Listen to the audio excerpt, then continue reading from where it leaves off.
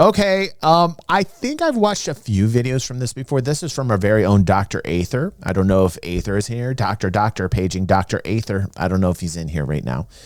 But I don't know how much I'm going to be able to watch of this either because it's 30 minutes long. His name is Grolo. He is a game dev. And I love to hear a game dev's viewpoint on Star Citizen. And Grolo is going to talk if C.I.G. is delivering so far in 2025. Paging Dr. Aether. Where is Aether? I haven't seen Aether in a while. Hey all, Grolo here. Welcome to this week's Back in Focus, number 12. Yes, I skipped last week's because, well, nothing spoke to me last week. But with 4.11 around the corner and a ton of content circulating on it over the past 2 weeks, it feels like a good time to check in on Cloud Imperium. The state of Star Citizen, what they've delivered already and what they will deliver soon, and how it's all tracking against the messaging we heard at the end of last year. I'm talking about the pivot to playability and stability. My contention. You mean stability, Grolo. Stability. I do like how he says stability, though. That's pretty interesting. Is this. We're now starting to see the results. Hold on. So the people take me more seriously. Pepe, can you hand me those? Just over there to your left. Thank you. People need to take me more seriously. All right. I'm ready. Thank you. All right, Grolo, continue. Thank you, Pepe. Of the pivot? Let's get into why I say that. Because I know some people were asking, what happened to stability back during the small patches we saw in January and February? But keep this in mind. We got this announcement at the end of 2024. Then C.I.G. went on holiday. We know January is a planning month for the company, and we typically see less output during January. They take the longest ass break from like the end of November into like February. Like, I know there's a lot going on behind the scenes, but for the average fan, it seems like they take a large hiatus. So really what we've had is February, March, and most of April. By the way, it is May. Now, also keep in mind, it takes time to get... Can you guys believe it's May already? Like, God, time is moving so fast, man. It's like crazy. The older you get, the time goes... Wait, hold on a second. Let me take these glasses off really quick. Whew, okay, much better. Time is not moving so fast anymore. Woo! Woo! Okay, time's moving a lot slower now. All right, that's all I needed to do. That's all. Nope. Oh God, it's moving so fast. Oh my God. Okay. Oh. Code from the developer repositories into production, and by production I mean live. There's a lot of coordination between teams during delivery for a customer-facing product like this. So the code that we have in a live build will almost certainly lag behind what the developers have checked in. I think that this is going to be streamlined with AI eventually. I think Chris is going to get hip to it. I just listened to Microsoft's earning call. Holy shit, 30% of the code now. And Jiro, did you know this because you worked for them, or maybe you don't, but like I listened to the earning call the other day. They said 30% of the coding is now done by AI and that they need more chips, that the demand for chips is still very real, and that 30% of the coding that gets done at Microsoft is all AI. So I think that's what we're going to see. I think they're going to probably go towards AI. I think Chris and they're going to cut down on expenses. I'm pretty sure that's what's going to happen. It's going to take a lot of jobs out, which is sad. It's really sad. Like people that are in like dev or people that are coders right now, man, I don't know what they're going to do. You know, the last 20 years, it's been a boom. At 20, 30 years, it's been a boom if you're a coder. But with AI, man, yeah, right now, right, Hugh? Hugh says AI for coding has only been helpful for basic framework. Anecdotally, I have to fix everything I try to get generated code-wise when I'm working with AI for generating code. Good to know, Hugh. Good to know, dude. It's nice to know somebody on the inside here in the community that can give us that information. I really think, though, in time, it's just, oh, man. It's sad. By quite a bit. At this point in April, we're probably seeing code that was delivered in late March. Yeah. That would be... Yeah, it's good to see that. It's good to see right now with everybody in chat involved in game dev. Like I know Jiro is, Purely Virtual is, Hugh is, and seeing Fingers comment and seeing like people saying, okay, well, AI can't event yet. AI makes sucky code. I mean, it's kind of nice. There's this interim where like AI is not up to task on doing these things. But like, I don't see a future where it's going to continue to be that way. I think the future is going to be, we'll be able to do these things. I really think that's the pace that we're dealing with here. And I would say, what, like if you had to put years on it, Hugh, or Purely Virtual, like how many years do you think before AI actually is just basically inventing its own, I mean, like AI just taking it all over like crazy. What I would expect. Also keep in mind, it takes a lot to turn a ship the size of CIG. Companies of this size are not typically very nimble. Yeah. The fact that we're already starting to see some results, which we'll talk about in a moment, is honestly a bit surprising to me. 20, wow. I didn't expect to see much of anything consequential until late summer or fall. So this... Wow, really? Jiro says 20 years before AI makes good code. Wow, really, dude? With all these nodes, like with what Elon's doing with Grok and creating these nodes and Microsoft and all these like big players putting these super nodes together, you still think 20 years, huh? Wow. This is surprising in a positive way. Let's talk about that and summarize. Yeah, Hugh's very right. Right now, I think there are tons of security issues around AI-generated code, and I'm very cautious about trusting any AI-generated code. Yeah. Because remember that video we watched last week on the morning show, Hugh, where ChatGPT is making the silliest mistakes? Now, granted, that's a large language model, but, you know, like some of these mistakes were like horrendous. Just what exactly it is that we're seeing. First, let's talk about the bug fix rate. To get a more stable, more playable game, we're going to need a lot of bugs fixed, issues resolved, missteps corrected, and so on. Now, CIG has been publishing bug fix data for a long time. Anyone who works as a dev knows all too well, I'm sure, the difference because a lot of times they got to backtrack, and backtracking to the initial point in which the original code was inserted, and then there's additional code work that's like really time consuming. So yeah, I feel bad for a lot of these devs and coders that have to go back and then like rewrite something because it's a layered process. So yeah, it's like a lot of this, like this, the fact that every patch that comes out, there's like a bug that springs up because of some new design element, and then boom, you got like a like code that's not functioning the way that it should, that was working in a prior patch, but it's not working in a new patch, and then you got to trace down the problem. Like, man, oh man. Jiro says going back is easy. Oh, is it? Okay. Well, I'm not a coder. I would imagine that it would be difficult. Between a bug ticket and a feature ticket. These days, if it's easy, then what's the difficult part and why it's taken so long? Let us know. I'm just curious.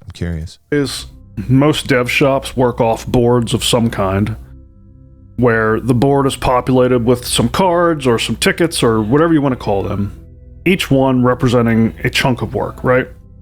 To be done. Now that work could be anything. It could be moving to a new server, upgrading a library that your code depends on, implementing a new feature, fixing a bug, and so on. A dev picks up one of these cards, and they begin marching that card across the field that is the board from to do to done. And then they move on to the next one, right? You move that card the whole way to done, you go back to the to-do line, and you start your next card. Now, as an aside, I feel compelled to share a little history here. Because at the start of my career in software development, we did not work this way. Work wasn't broken into cards. It just wasn't tracked at such a granular level, which to this day, I often feel is simply too much overhead in most cases. But I digress. Early on, what we did have... Grolo kind of has a Tony Zurovec vibe, doesn't he? Is it just me, or does Grolo have like a Tony Z? Like, this could be Tony Z's brother. I totally am feeling like a Tony Z vibe right was here. Bug tracking. While we didn't track every feature that was ever going to be built in like a never-ending, infinitely growing backlog, you know what I'm talking about if you're in this field. What we did do was we tracked bugs. Anyone remember Bugzilla?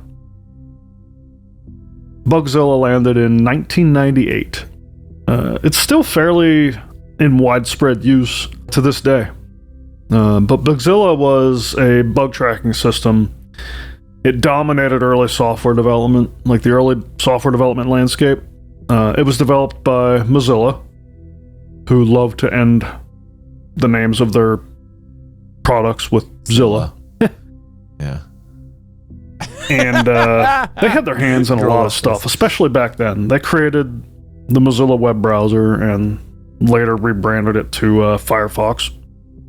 They made FileZilla and Thunderbird, one of the few things that didn't end in Zilla. And they gave the internet MDN, which I guess stands for the Mozilla Developer Network. It's an amazing developer site. I'm sure you've used it if you're a developer. And of course, Bugzilla. It wasn't like Jira or many of the board-like systems that we have today. It was just a list of issues found in a program or software. Each of those issues had properties and statuses that could be kind of filtered and searched. It was easy to report an issue with this tool, comparatively to where we had come from, and more importantly, track them and search them, to check to see if an issue had already been reported. Prior to Bugzilla, a lot of this kind of thing was just done on mailing lists and news groups. Remember those? News groups were kind of like a standardized forum board. Yeah, I remember those. The progression from like standardized tooling, by the way, for like structured content like this to all of the disparate vendor lock systems that we have today is definitely a clear example of entropy at work. I could do probably a whole series on that topic, but I'm drifting off topic here. Come on, Grolo. The point was, is we moved from IRC, a mailing list, and news groups, oh my God, IRC, to Bugzilla for a lot of projects. It always seemed to me, by the way, that GitHub issues were inspired by Bugzilla, for what it's worth. Later on, GitHub bolted on boards and stuff on top of them, but in the beginning, it was just a list of issues associated with your code repository, which is kind of how people were using Bugzilla, except Bugzilla was decoupled from the code repository where, GitHub coupled them. Anyway. All right, Grolo, listen. Bring it back to Cloud Imperium. Bring it back to game development. Bring it back to the bugs that they've got. And if you think the Cloud Imperium's delivering in 2025, come on, Grolo. Come on now. That ends my history rant. Good. And brings us back to CIG and bugs. Now, yeah. All right. You guys think I get off topic? Listen, I don't want to hear it anymore from anybody. If anybody here thinks I rant and rave and go off topic a lot, which, by the way, is a lot more entertaining, but not as informational, as Grolo, but a lot more entertaining, where you can laugh at me and say, look at this bald dude, but laugh at me or with me. Either or, you're laughing, you're entertained. See, it was kind of what I'm doing right now. I'm going off track. Let's get back to Grolo. I went back and I looked at all of the live releases, starting with 3.17, which is when I joined the project. Wow. Up until now. And he joined in 3.17, huh? He's not as old as some of the vets here. And I tallied up all the bug fixes It's from each between 3.17 and 4.0 and beyond. So between 3.17 and 4.0, bug fixing was done at a fairly constant rate, as you can see in the graph. Since 4.0, is it going to spike up? Is it going to spike the fuck up? It's going to look like the U.S. debt. It's going to spike up, isn't it? Oh, and the announcement of the pivot. God. That rate has doubled or more. Oh my God, it's our debt.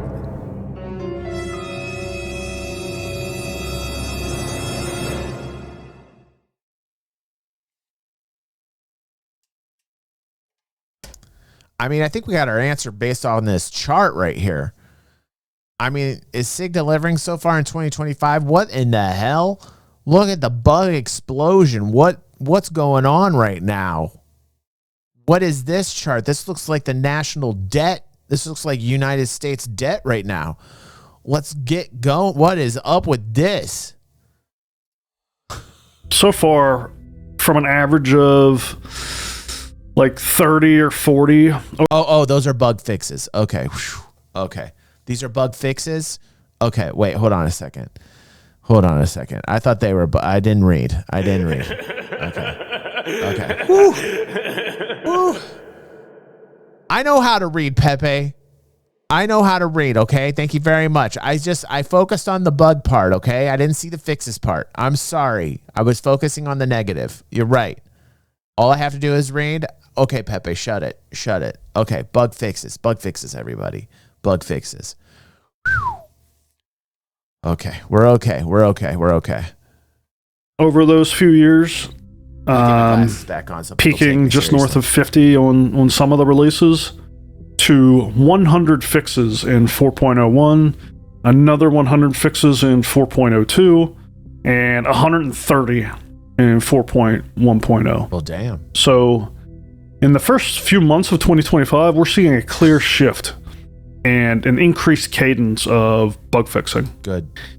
If I were to close my eyes and try to like be a psychic peering inside the company, just based on my own experience, I'd imagine this is manifesting internally as Jira tickets or whatever system they're using that have the bug type generally being treated with a higher priority, likely in the form of allocated time, which may be governed by, engineers assigned to different swim lanes or something else. There's a whole lot of ways of managing this stuff. But what's up, Chef? But in the What's end, up, if say 20% of engineering time in general was allocated to bug fixing previously, whenever we were seeing, 50-ish, give or take, issues fixed on live releases, perhaps now we're seeing the result of like 40 or 50% of engineering time, as we see these releases fixing 100 plus. It's hard to place exact numbers on this stuff whenever you're lacking insider knowledge. Oh, but by the way, let's all give congratulations to Wookie. The issue has now been fixed where YouTube was giving him shit. Wookie is okay now.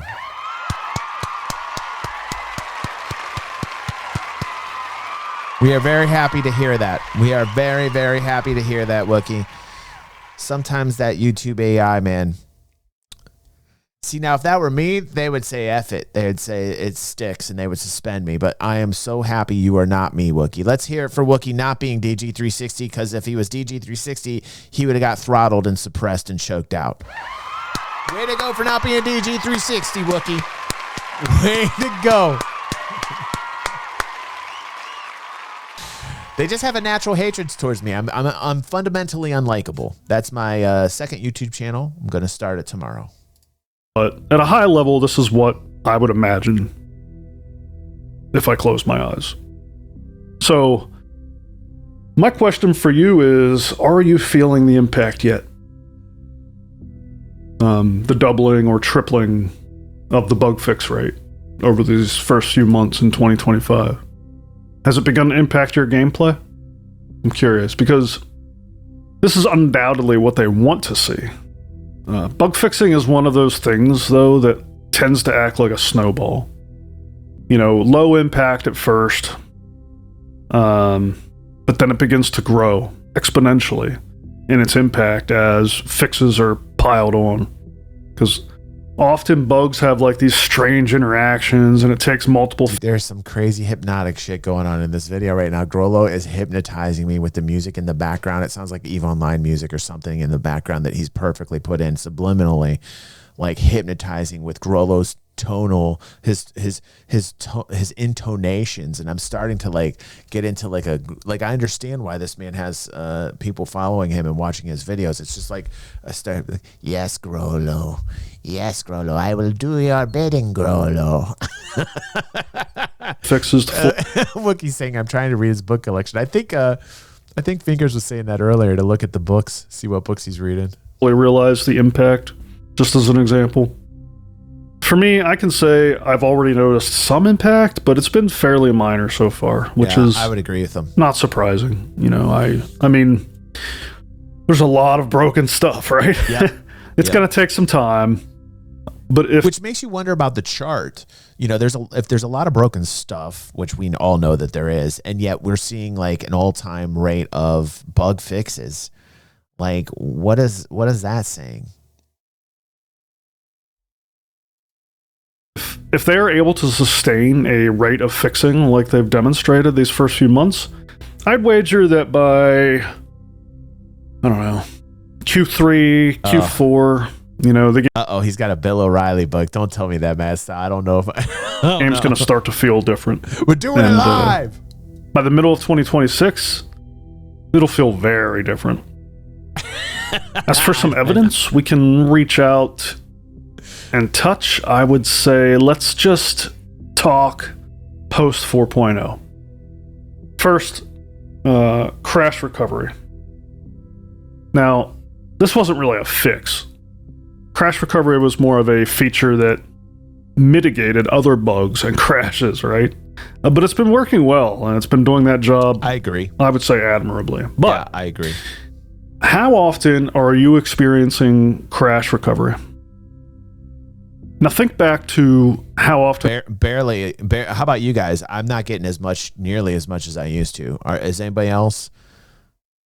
Put a 1 if you're still dealing with a lot of those types of issues, and a 2 if you're liking the improvement. Like I'm going to put a 2 down because I hardly ever. Yeah, same here.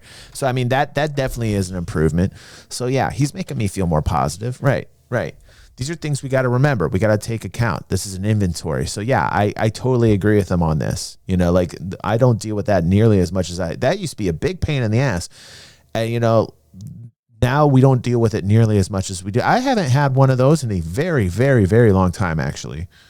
When you experienced 30Ks. Let's go had some. Pre 4.0. And then compare that to how often you're experiencing crash recovery now. If your experience matches mine, then that tells me that there's improvement. DGS stability. DGS. Or DGs. Game server stability. What we call it are DGs, brought to you by DG360, just saying. Has increased substantially. DGs. Yep. Because DGs. I'm experiencing crash recovery far less often than I experienced 30Ks pre 4.0. Another thing to back this up is pay attention to the server FPS on whichever DGS you happen to be on. Higher counts. Across usually. the board, in my experience, counts. It's been substantially higher on average than at any point in 3.17 or 3.19 or 3.20. Let's just forget about 3.18. Okay. Now, some of this we can thank static server meshing for. Yes. But some of it falls squarely on a more stable and performant DGS. Yes. A more performant and stable entity graph, and so on, which we know they iterated on quite a lot. Now, that's my current focus, because the things that really piss us off. I'm so happy to hear him say that. That is actually my focus too. A lot of them are going to be dependent upon those things to improve before we can kiss them goodbye. Grolo. Right? Good. Let's hear for Grolo. I like this dude. He's on the money. He's absolutely Grolo's absolutely on the money about this. That is the number one thing that we should all be focusing on. Things like jank and stupid physics. Now, some of that is the result of a whole nother class of bugs, for sure. Yeah. But some of it's going to be rooted in server tech, the reliability and performance of the systems that underlie server authority. Yep. We can't blame server authority on things like... oh my God, it's so refreshing to hear somebody else say that. Jesus, thank you, Grolo. God damn. You're not going to hate me. Oh. Thought I was the only one saying shit like this. Mining bags clipping into the ground. Right. Please fix this. Yes. Or supposedly mining bags being eaten by the refining process in 4.11. I mean, come on. But we may be able to at least partially attribute things along the lines of falling through planets. Yes. To authoritative blunders. Yes. As an example. And boy, has CIG had its eyes on mining when it comes to this. Good. When a line of mine landed, mining nodes were not spawning in correctly, which had actually been an issue for quite some time, but it seemed to be exasperated by the patch that featured the profession and game loop front and center. Now, this already seems to be solved in live, for me at least, by one of the hot fixes, I presume. Snapping of bags onto cargo grids, mining bags in particular. Yeah. And freight elevators, that seems to have been resolved. Yep. And there's new... oh, God, there's 5 Bill O'Reilly books on his shelf. Oh, no, don't say that, Retro. Oh, no. I can't do it. Oh, don't say that. I can't. Shame. Stop it. Stop it. Features that resolve long-standing disconnects within the loop, within the mining loop.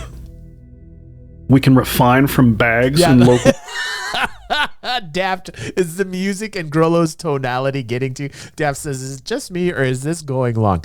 Grolo's taking his time. Daft...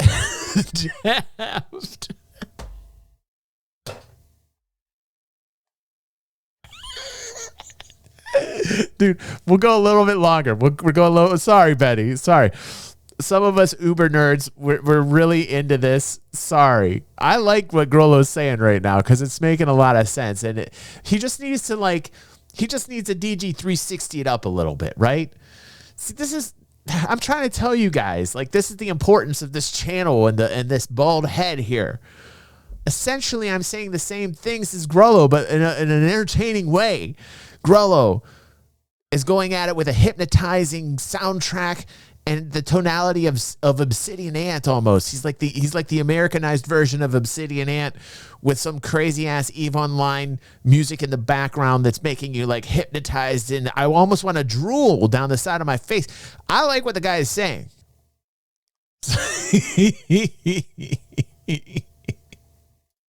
Inventory. A little bit longer, just a little bit longer. In 4.11? It's been 20 minutes probably. That's huge. And we can send the results. Betty says we need an explosion. Here, hold on 1 second. My audience needs explosions. I'm sorry, Grolo. My audience loves explosions. We lost 4 people. Okay. See, we lost four viewers because they were really into what Grolo was saying and they were nerding it up. You understand? Okay, now settle down, everybody. Settle down.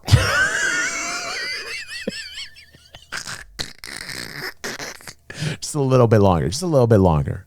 So refining back to local inventory? I mean, that is a huge step in connecting the mining profession to the cargo. I can't do it now, man. I can't. Game loop and profession. Listen. In much the same okay. way that salvage has always been, by the way. A little bit longer. That's the music. And I will say this. It is cool that they are focusing on industrial game loops. They need the industrial game loops to be solid. More people will continually play this game. The retention will be much higher. You'll have a lot more people playing the game and the servers feeling alive if the industrial gameplay goes without a hitch. And so I do like this focus on industrial gameplay. It is the backbone behind a good MMO. I think they're getting us prepped for the future of what this will bring to us, which is crafting, base building, and they really want to get down the mining and salvaging aspects, which is great. I've been asking for that for a very long time. As a result, I know my org, we're pretty pumped to get out there and put these changes through its paces. Info below, by the way, if you're interested in joining up for those operations. Yeah.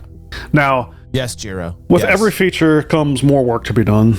There's room for improvement on this stuff, as I understand it. I haven't been in the PTU. I haven't played with this myself yet. I've just been doing a lot of reading and viewing of my own, and it sounds like, you know, you can't see what's in the refining boxes that are output to your local inventory easily. Mining bags are eaten by the refining process. You still like, I've been salvaging a lot lately, and some of the missions will be borked. Like you'll pull up to the ship, and the salvaging lasers will not work, and it'll treat it as if the ship is not really spawned there, or if it's not part of your mission, so they'll spawn incorrectly, or the communication of the actual ship in accordance with the mission that you've taken up. You get up to the ship, and it won't be able to be salvageable. That's an annoying bug. That's something that exists. So they're going to have to fix some of these. Again, I think that has to do with server tech related issues, or at least communication. Like he was talking about earlier. I haven't done any mining in forever. So if there's miners in here, let us know about your experience. We had El Guapo on last week, which was really nice. He has a wonderful mining tutorial, and in it looked like a great updated UI. I really liked it. He was in a mole. He was solo mining in his mole and teaching people how to do it. The UI looked different from what I remember, because I haven't mined in ages. But it looked functional. Back when I used to mine, I would go into the belts, and then the rocks would break apart, and then you couldn't mine them. That was the issues that was happening back in the day when I was mining, and that was a long time ago. So that tells you the last time I've mined. The hand mining was cool, but it never really paid off enough for me to get into it. I experienced that, and I usually had a good time doing that. Let's Go says, I've been making money in the mole. That's cool, man. I hope you used El Guapo's guide. That's cool. He has a really cool guide. Retro says, I actually watched El Guapo's video and did mole and prospecting mining after it. That's awesome. Yeah, I'm probably going to do the same, Retro, because it's been a while since I hopped into prospect. I got a prospector. It's been a while since I've hopped into it. It's so nice the gratification you get when those rocks break, and the sounds, like the audio is so great with the mining. I love that the mining's a lot more intense than just like a point and click. Some people are upset that a lot of the industrial work in Star Citizen has more labor to it. I love it. The intricacies of what kind of mining lasers you can get, or salvaging lasers, or, you know, the different types of ore. I've always loved that shit. I think that's great that they put that kind of depth into the game design. I love it. Purely Virtual says they break much smaller if you get a clean break. Yeah, that's cool. That's cool. Wookie says, I like mining better than salvaging. Yeah.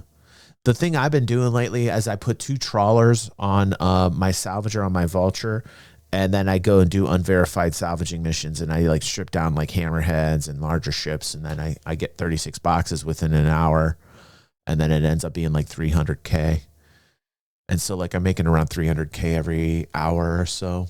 Depends if everything works and populates like it should. So the salvaging's been pretty fun for me. And like I said, I bought the vulture last month. So, and that was from the free fly from last July. And I experimented and see, so that tells you that the process is working. Like I experimented with the vulture that they gave away for free in July, And then I had a hiatus for a few months. Here I am. I'm coming back. I bought the Vulture. Boom. Now I'm mining in the Vulture, and they got a sale, you know? So, hey, cool. I just think it's a nice little moneymaker. I'll probably get a Hercules in game, save up the $12 million that it costs, go over to Crusader and buy myself a Herc, and then, you know, do some hauling, make some money that way, and then go out PvPing when I get a nice little horde of credits, you know. So I know that I saw Fingers in a Herc in the Discord. He was hauling there, so that's cool. Like, I think the more they nail down the industrial game loops and they make them solid. I know this is boring to some people, but personally, I think this is what is going to make the game successful, is when they nail down the industrial game loops so that it goes smooth sailing. And then you're going to have a huge industrial base that logs in for hours doing this type of gameplay.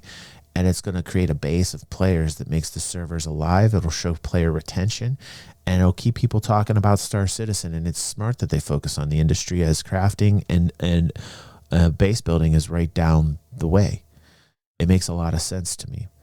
I think they need to get back to the flight issues eventually. I know we lost a lot of really great people from the master modes. I call it a debacle because they lost a lot of people from it. They just did. They handled it really badly. And Backspaced, one of our friends, he doesn't even show up anymore. There's a couple others. I think Futz is gone now.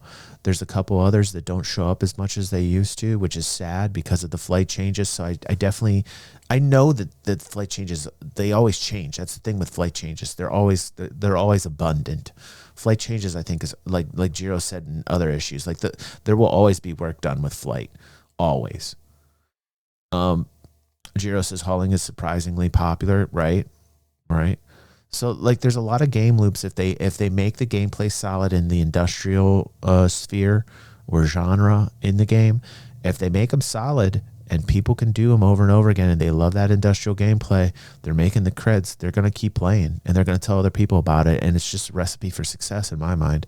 I'm really looking forward to Invictus, actually.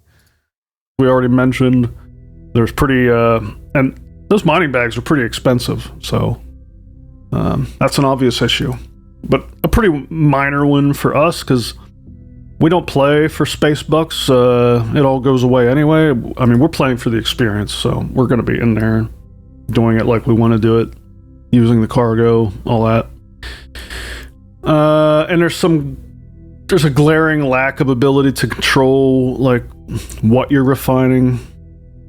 All right, like, listen. Sounds like Grolo to me. I'm going to sum it up, and no offense, Grolo, but I think Grolo's a cool dude. He's focused on the same things I'm focused on in this community is server tech, server-based issues, not being the number one most important thing. I think he's on the right track. I do think that it was nice to see that there was an uptick in the bug fixes, not bugs, Pepe. I know I didn't read that correctly. So it was nice to see that there was an uptick in bug fixes. I hope that keeps going up and to the right. And yeah, I would say that they are. I think one of my biggest concerns this year, and they did mention this, we talked about this earlier on stream tonight, is the video content lately has been lackluster. Now, they did tell us that was going to happen. Coob mentioned that to us earlier on, that they did make the announcement last year that going into 2025, there's going to be less content. I don't know if that's a smart move, but if they're using the time wisely and their resources wisely and their manpower, and they're pushing more towards the development because now they have additional hours, then so be it. And that's, I'm hoping, behind the scenes what's happening. But hey, it is a little slow this year. It is a little slow. At least it appears that way, but I'm sure that there's a lot going on.